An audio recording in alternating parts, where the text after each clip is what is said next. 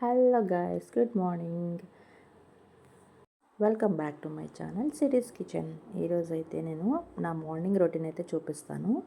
Morning నేను రోజు 4:30కి అయితే లేస్తానండి. లేచి ఇల్లంతా శుభ్రం చేసేసుకుని ఫస్ట్ దేవుడి దగ్గర దీపారాధన అయితే స్టార్ట్ చేసేస్తాను. నాకు బిఫోర్ 6 అయితే దీపారాధన అయిపోవాలి. ఎప్పుడు డైలీ అలానే చేసుకుంటాను.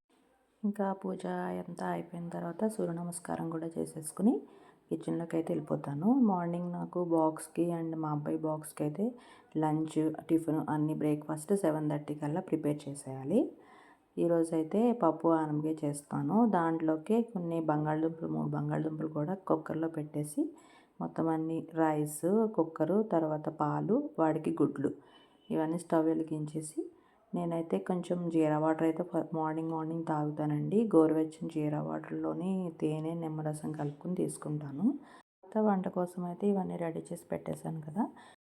ఈ గ్యాప్లో అయితే నిన్న పెట్టిన వీడియోస్కి ఏమన్నా కామెంట్స్ వచ్చినాయా, లేకపోతే ఎన్ని వ్యూస్ వచ్చినాయి, ఇంకా బెటర్గా ఏం చేయొచ్చు అనేది ఫోన్ అయితే కొంచెంసేపు చూస్తాను. ప్రెషర్ అంతా పోయిన తర్వాత పప్పు అయితే తాలింపు పెట్టేశాను అనమాట. తర్వాత బంగాళదుంప పోపు కోసం ఉల్లిపాయలు, పచ్చిమిరపకాయలు, అలాగే బంగాళదుంప అనేది మా మావయ్య గారు తినరు. ఆయన కోసం ఒక అరటికాయ ఉంటే ఫ్రై చేశాను అనమాట.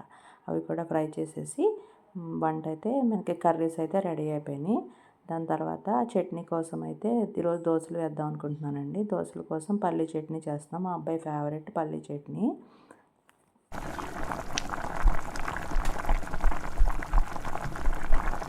అలా చట్నీ రెడీ చేసేసి కాఫీ కలిపేసాను. కాఫీ కలిపిన తర్వాత దోశలు వేసేసాను. మా మామయ్య గారికి కూడా 7:30 కల్లా టిఫిన్ ఇచ్చేసేయాలి.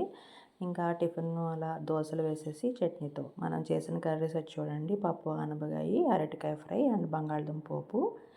ఇదండి ఈరోజు వీడియో. మీకు నచ్చింది అనుకుంటున్నాను. నచ్చితే please follow for more videos. Bye.